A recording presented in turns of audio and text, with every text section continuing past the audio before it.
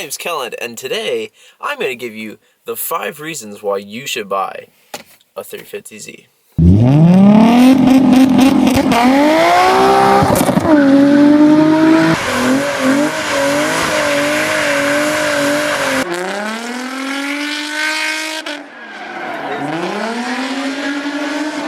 So I have owned my personal 350Z for about a year now, a little bit over that. I bought it in December, and it is now April of the next year, so about a year and a couple months here.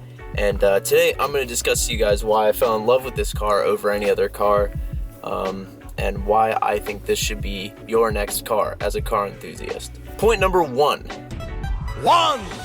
The price range and aftermarket community of the vehicle now. They originally came out at, I think, around 30 grand or something like that, and they've now decreased to the point that you can find something half decent, not in terrible shape, for about $5,000 to $6,000. I think that's a pretty good range, especially for this car.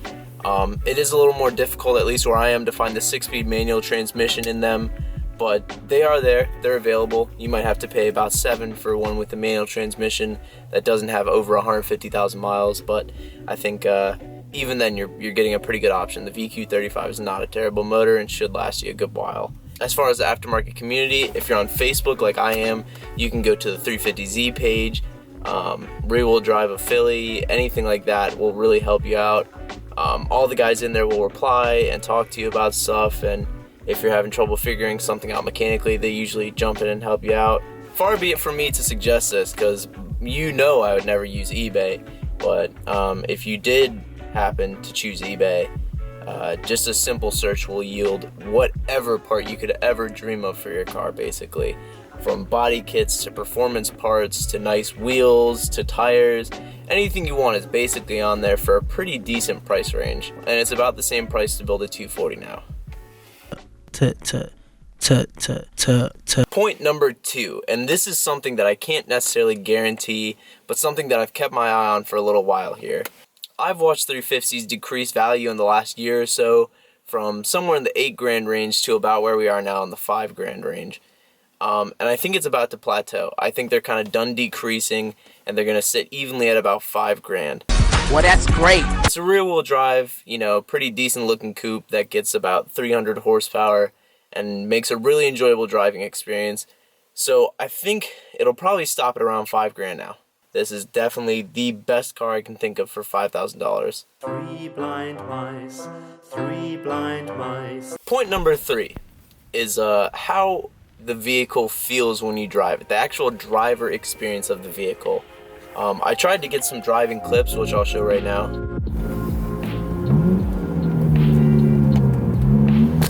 Oh.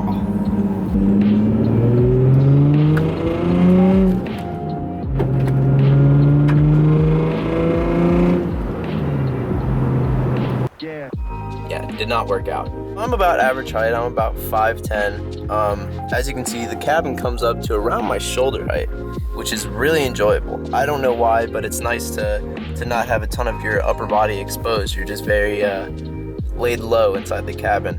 As far as all the controls, everything feels like it is where it should be. Turn signals are where they belong.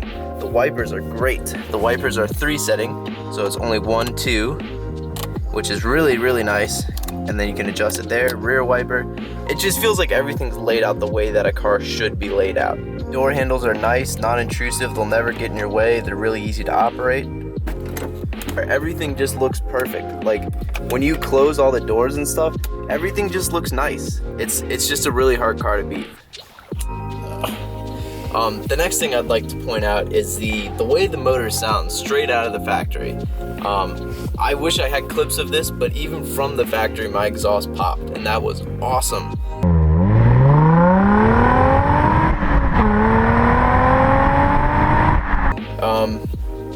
I'll show a couple other clips of cheap exhaust that you can buy for the 350 for under $1,000, and I think get really enjoyable results out of it.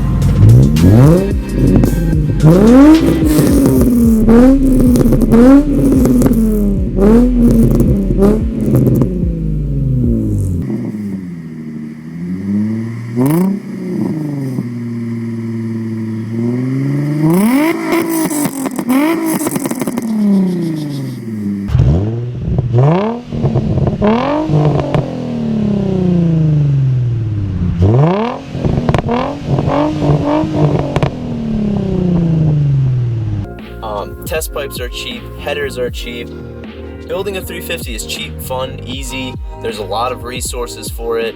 If you're looking to make a drift car or a fun daily, or just a car for the weekend, or something to dump a ton of money into, or something you barely want to dump money into at all and still have fun, this is the car for you. This is the best car on the market right now. I feel like I have rational reason to back it up just from looking at the price point and the package you get for that price point. Point number 5. I think this one's really cool. This is kind of a nonsense one, to be fair, but the ladies do indeed love this, so it's definitely a hard to resist option. On your key fob here, I'm sure you've heard this one before. If you've watched any 350s EV, blah blah blah, you've heard this before. But this is one of the cool things to me. I think this is really neat that you can get a car for $5,000 that does this. Pretty cool. When you're walking up to your car with a girl beside you, and you're like, oh, hold up, it's a nice warm day outside. Boom, boom! Ladies love it. The ladies do love it, I will say that much. The cars from the exterior just look fantastic. I know a couple people that don't like them. It's very easy to rice them out though at the Tween, because their car is rice box right now. But it won't always be, and it's very easy to undo the damage. You know what I mean? If you're looking for a good car around that price point, this is the car for you. I feel like I've given existential claims to back that up, and that is it for that. Now getting into something a little different. I know I was going to talk about this. I mentioned this in my last video. My front splitter. Man, I had a great looking front splitter. Boy, was that thing cool. I had the splitter rods on there. It was cool. And then, you know, I drove it around. I just got insurance back on the car because I had it on withdrawal. I got it back on the road and I was like, highway time, boy, here we go. I hit the highway, going pretty good at first. And then I hear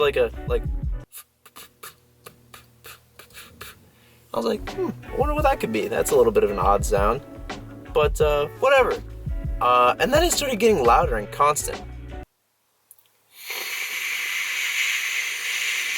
I was like, oh man, I should probably get off the highway and take a look at my splitter and see what's going on up there.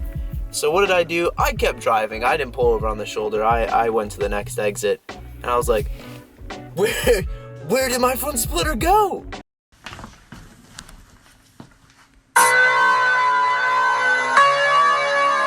I got out and it's missing. I guess it just tapped on the ground enough, and then just one time, just caught and tugged underneath my car. And of course, you know, slam boys, we out here, couldn't get out from underneath my car. Ran around to a Motel 6.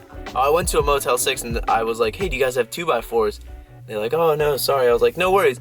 And then this random guy was like, yo man, that car out there, man, you drag race? I was like, nah man, I just need to find some 2x4s. I gotta get out of here, dude.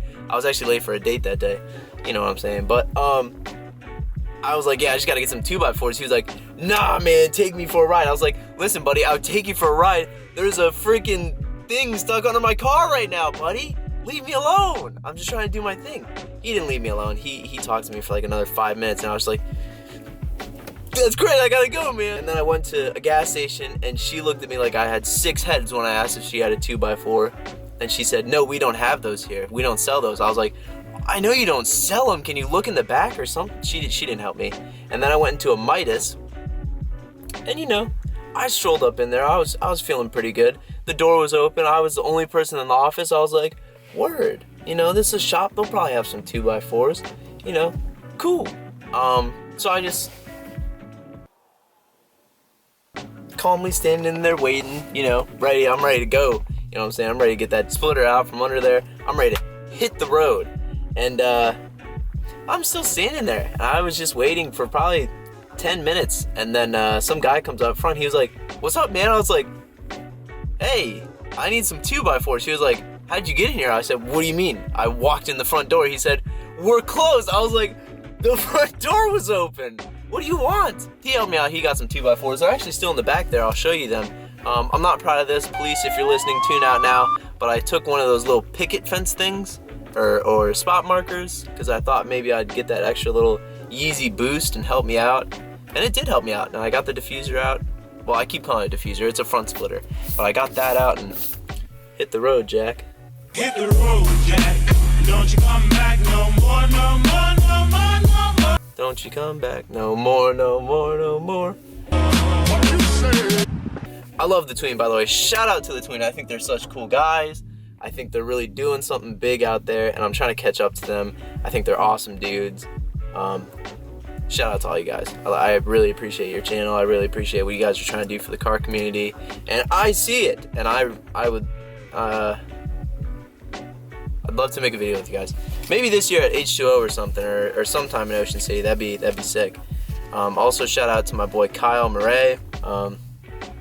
You know, we're all out here. We're trying to make a living. You know what I mean?